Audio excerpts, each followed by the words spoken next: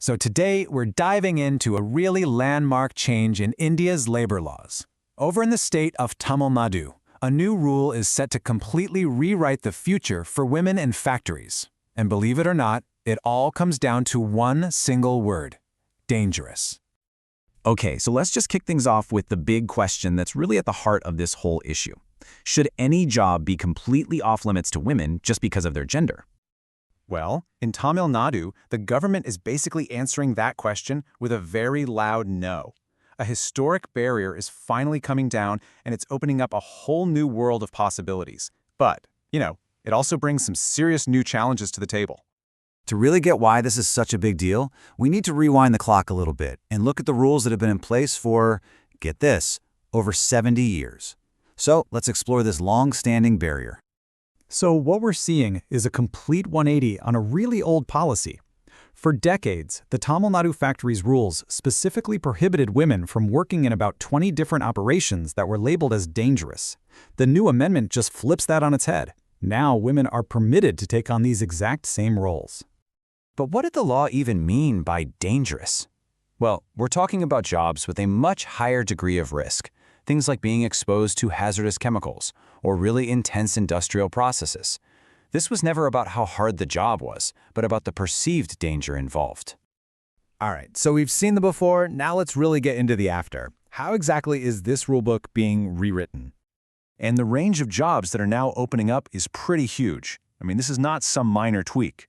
Women can now legally work in glass manufacturing, in tanneries, in blasting operations, and even in fireworks and match factories. For decades, these industries were basically all male clubs because of these old regulations.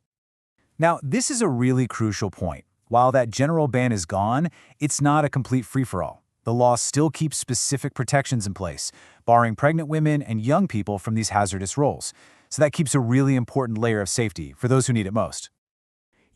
This policy shift is about so much more than just giving access to new jobs. It really represents a fundamental change in thinking. Let's dig into the deeper significance here. This quote from the Hindu's editorial really just nails the essence of this shift. By making this change, the government is actively stepping away from a paternalistic, or you could say patriarchal stance. It's rejecting that old idea that women are just inherently vulnerable and weak and need to be protected by the state from certain types of work. And that's really the core of it, isn't it? This isn't just some legal amendment. It's a direct challenge to these deeply ingrained gender roles that have limited women's economic opportunities for so long. It questions the entire notion that some work is men's work, and in doing so, it opens doors to higher-paying jobs and much greater financial independence. But here's the thing, right? Changing a law on paper is one thing. Changing the reality on the factory floor, that is a whole other challenge. And this brings us to a critical question. How do we get this right? Let's talk about the safeguards that absolutely must come with this new opportunity. The analysis of this situation makes this point crystal clear. Getting rid of that legal barrier is a fantastic and totally necessary first step. But it is just that, a first step. By itself, it is not enough to guarantee a safe or fair outcome for these women. So a huge amount of responsibility now falls on the employers. They are now required to get a woman's written consent, provide safe transport, especially for night shifts, and allow active monitoring by the authorities. But one of the biggest requirements, and a potential hurdle, is providing the right facilities.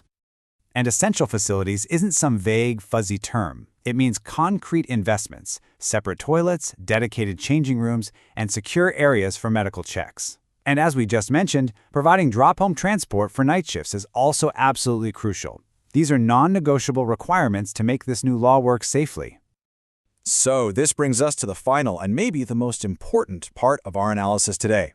Is this going to be progress on paper, or is it going to be progress in practice?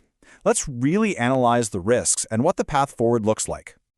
A huge concern that's been highlighted is the risk of coercion. See, the goal here is to provide an opportunity, not a mandate. It's absolutely critical to make sure that women aren't being forced into these jobs or penalized, maybe by losing out on promotions or better shifts, if they decide to opt out. And the stakes here are incredibly high. This quote puts it perfectly.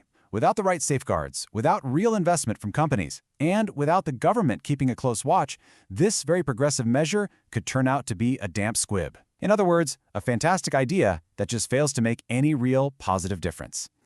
So let's just look at the balance sheet here. On one side, the potential gains are massive. We're talking greater gender equity, more economic opportunities, and breaking down some really harmful stereotypes.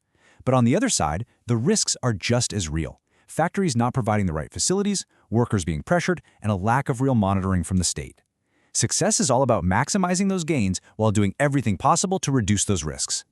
Which leaves us with this final, crucial question. This whole new policy is about creating opportunity. But how do we make sure that in opening these new doors, we aren't accidentally creating new dangers? The answer is going to depend not just on the letter of the law, but on the real commitment of companies and the vigilance of the state to make it all work in practice. Thanks for joining me.